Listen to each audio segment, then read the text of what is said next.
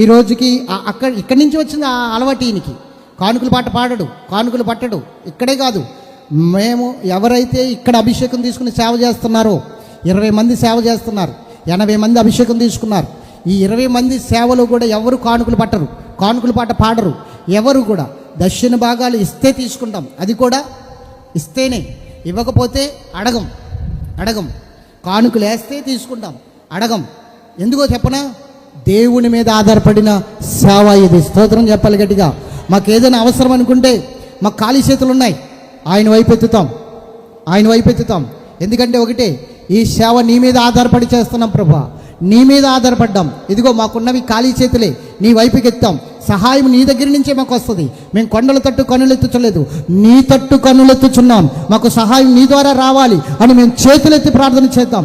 ఈయనైనా కావచ్చు, ఇంకా సేవకులైనా కావచ్చు, నేనైనా కావచ్చు, ఏ అవసరం ఉన్నా మా ఖాళీ చేతుల్ని ప్రభు వైపే ఎత్తుతాము. కానీ మనుషుల వైపు చాపిన అలవాటు 23 సంవత్సరాలైంది నేను సేవలోకి వచ్చి. ఈ 23 సంవత్సరాల్లో ఎవరి వైపు నా చెయ్యి చాపలేదు, దేవుని వైపు తప్ప. 12 సంవత్సరాల నుంచి ఈ సహోదరుడు కూడా అంతే. అది మా సేవా అనుభవం. మేము ఆధారపడింది దేవుడి మీదే. మాకు కావలసి వస్తే దేవుడినే అడుగుతాం, మనుషుల్ని అడగం. ఆయన వైపే మా ఖాళీ చేతులు ఎత్తుతాం, ప్రార్థన చేస్తాం. దేవుడు అద్భుతం చేస్తాడు. ఎవరిని అప్పుంది అప్పు తీర్చండి అని సంఘాన్ని ఎప్పుడు అడగలా. మాకు ఈ సమస్య ఉంది, మాకు సహాయం చేయండి అని సంఘాన్ని ఎప్పుడు అడగలా.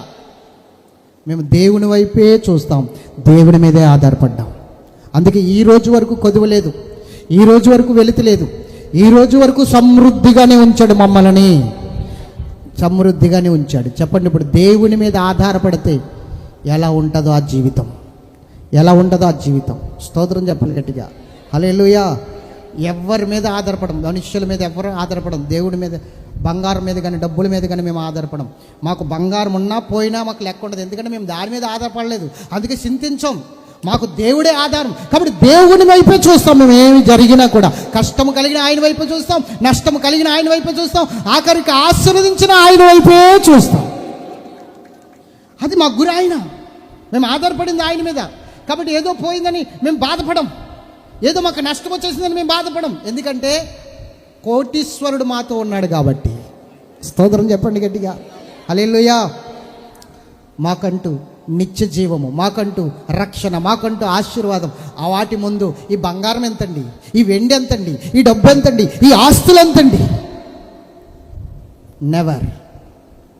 అవి అవసరం లేదు.